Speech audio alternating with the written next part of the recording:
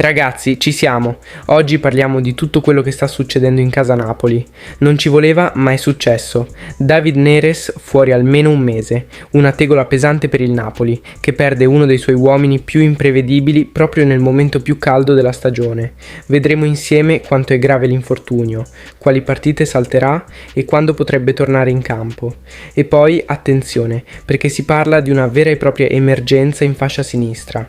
Tra infortuni e mercato, il Napoli ha perso praticamente tutti i suoi esterni. Conte dovrà inventarsi qualcosa? Ci sarà un cambio modulo, vediamo tutte le possibili soluzioni, ma non finisce qui. Nelle ultime ore è tornato fortissimo un argomento che i tifosi aspettano da anni, il nuovo centro sportivo del Napoli. Castelvolturno, sì o no? Cosa sta succedendo davvero? Vi racconto le ultime novità direttamente dalle parole del sindaco Pasquale Marrandino, che ha svelato dettagli molto interessanti su quello che potrebbe essere il futuro della casa del Napoli. Quindi mettetevi comodi e scrivetemi nei commenti cosa ne pensate, quanto peserà l'assenza di Neres, qual è la soluzione migliore per Conte e soprattutto il Napoli deve restare a Castelvolturno o puntare su un nuovo centro sportivo. Ne parliamo insieme, partiamo.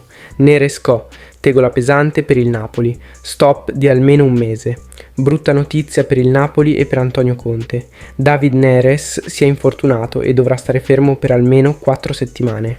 Il brasiliano, che nelle ultime partite si era imposto come uno dei punti di riferimento dell'attacco azzurro, ha riportato una lesione distrattiva del semimembranoso della coscia sinistra. Un infortunio che, se non gestito con attenzione, potrebbe anche allungare i tempi di recupero. Il problema è nato nel finale della partita contro l'Udinese, quando Neres ha avvertito un fastidio alla coscia sinistra. Il giorno successivo si è sottoposto agli esami strumentali al Pineta Grande Hospital e il verdetto non ha lasciato scampo: lesione muscolare che lo costringerà a un mese di stop. Questo tipo di infortuni, se non trattato con cautela, può facilmente causare ricadute, motivo per cui lo staff medico del Napoli seguirà il calciatore con la massima attenzione, evitando qualsiasi rischio di forzatura nel rientro. Quali partite salterà Neres? Con uno stop di circa 4 settimane, Neres salterà diverse partite fondamentali per il Napoli. Di sicuro sarà out contro Lazio, Como e Inter, 3 match che potrebbero dire molto sul cammino degli azzurri in campionato. La sfida più delicata sarà sicuramente quella del 2 marzo contro l'Inter, in cui Conte dovrà fare a meno di uno dei suoi uomini più imprevedibili. Difficile anche che riesca a tornare per la partita contro la Fiorentina del 10 marzo.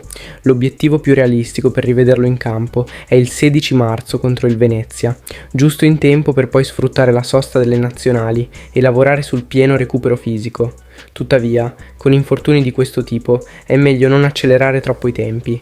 Il Napoli sa bene che forzare un rientro potrebbe significare un nuovo stop, con conseguenze ancora più pesanti per il resto della stagione. L'infortunio di Neres si aggiunge a una lista già lunga di problemi fisici in casa Napoli.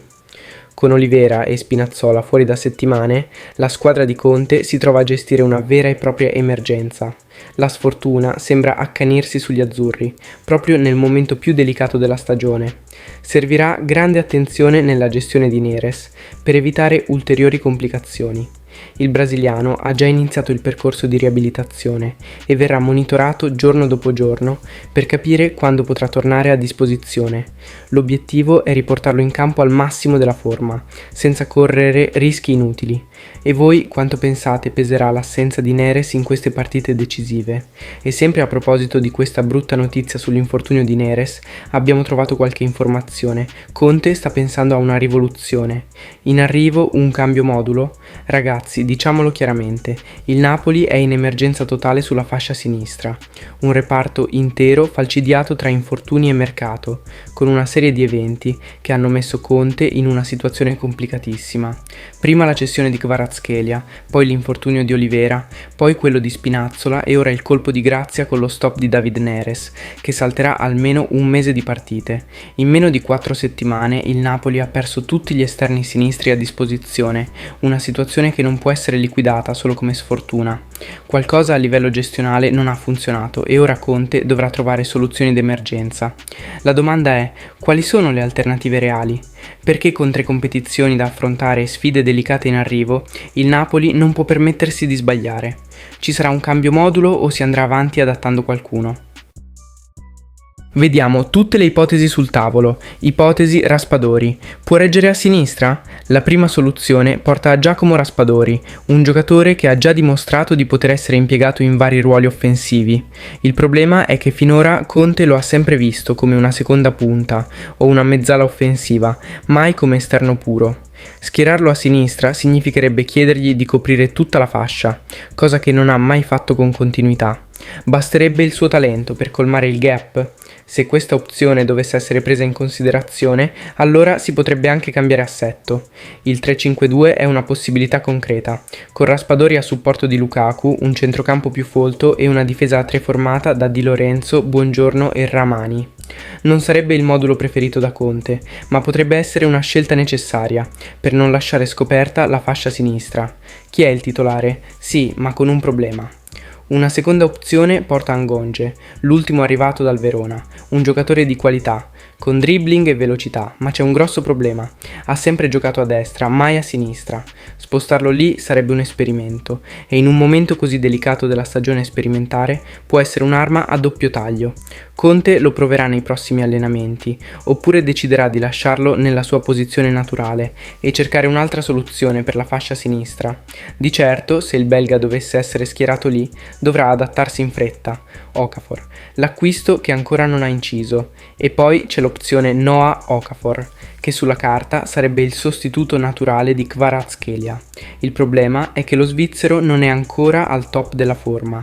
Arrivato per rimpiazzare il georgiano, non ha ancora avuto spazio e non sembra essere pronto fisicamente per fare la differenza. Quando tornerà in condizione potrebbe essere lui il titolare sulla fascia sinistra, ma quanto tempo ci vorrà? Con le prossime sfide cruciali in arrivo, il Napoli non può aspettarlo troppo a lungo. Se non darà segnali incoraggianti in allenamento, rischia di restare un'alternativa di secondo piano. L'ultima carta, Spinazzola quando tornerà. Se nessuna di queste opzioni dovesse convincere Conte, allora non resterà che aspettare il recupero di Leonardo Spinazzola. L'ex Roma tornerà in campo prima di Neres, probabilmente tra qualche settimana, e potrebbe essere utilizzato in posizione più avanzata. Ma anche qui il problema è fisico. Quale sarà la sua tenuta atletica? Allo stesso tempo si attende anche il ritorno di Olivera, che potrebbe risolvere il problema almeno in fase difensiva. Il suo rientro permetterebbe a Conte di avere più margine di manovra e magari di sperimentare con Spinazzola più avanti. Ma basterà o sarà troppo tardi? Conte rivoluzionerà davvero il Napoli. In questo momento Antonio Conte deve decidere in fretta. Andrà avanti con il 4-3-3 adattando qualcuno, passerà al 3-5-2 per coprire meglio la squadra o cercherà una soluzione a sorpresa? Una cosa è certa, il Napoli non può permettersi altri passi falsi. Lazio, Inter e Fiorentina sono sfide che definiranno il futuro della stagione. Conte riuscirà a trovare la quadra giusta o la situazione precipiterà ancora di più? E voi, cosa fareste al posto del mister? Adattereste Raspadori, puntereste su Ngonge o aspettereste Okafor? E infine l'argomento di cui si è tanto parlato in queste ultime ore. Napoli, il nuovo centro sportivo si fa? Ecco la verità da Castelvolturno. Ragazzi, qui si parla di futuro, di crescita, di mettere finalmente il Napoli al livello delle big europee anche fuori dal campo. Il tema? Il centro sportivo. Ne ha parlato oggi Pasquale Marrandino, sindaco di Castelvolturno, e le sue parole aprono scenari davvero interessanti. L'obiettivo di Aurelio De Laurentiis è chiaro: il Napoli deve avere una casa all'altezza del suo blasone. Il club azzurro lavora da tempo per migliorare le proprie strutture e ora sembra che si stia arrivando alla svolta. Secondo quanto dichiarato da Marrandino, ci sono due strade sul tavolo. 1. L'acquisto dell'attuale centro sportivo di Castelvolturno, attualmente di proprietà della famiglia Coppola.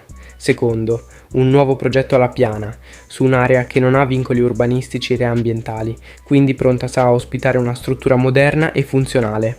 E occhio, perché il sindaco non ha nascosto che si sta accelerando per chiudere la questione il prima possibile. Le parole sono state chiarissime. De Laurentiis sarà libero di scegliere, ma la sensazione è che voglia concludere tutto in fretta. Insomma, niente chiacchiere. Stavolta il patrono azzurro sembra determinato a trasformare in realtà un progetto che i tifosi sognano da anni. Pensateci un attimo, avere un centro sportivo all'avanguardia non è solo una questione di prestigio, ma di crescita reale. Oggi le squadre più forti d'Europa non investono solo nei calciatori, ma anche nelle strutture, nei settori giovanili, in un ambiente di lavoro perfetto. Il Napoli, per competere davvero ad alti livelli, deve fare questo salto di qualità. E poi c'è un altro aspetto, Castelvolturno e il legame con la squadra. Il sindaco ha detto chiaramente che trattenere il Napoli in città sarebbe un valore aggiunto non solo per il club, ma per tutto il territorio. Il nome della squadra porta prestigio, turismo, sviluppo, insomma, tutti hanno interesse a trovare la soluzione migliore. Ora la domanda è una sola: quale sarà la scelta di De Laurentiis? Meglio comprare e migliorare il centro attuale o costruirne uno nuovo da zero? E voi che ne pensate? Meglio restare a Castelvolturno o spostarsi altrove per un progetto più ambizioso? Grazie per l'attenzione, tifosi azzurri, e alla prossima con maggiori informazioni su tutto quello che succede in casa Napoli. Forza Napoli sempre e tutto per lei!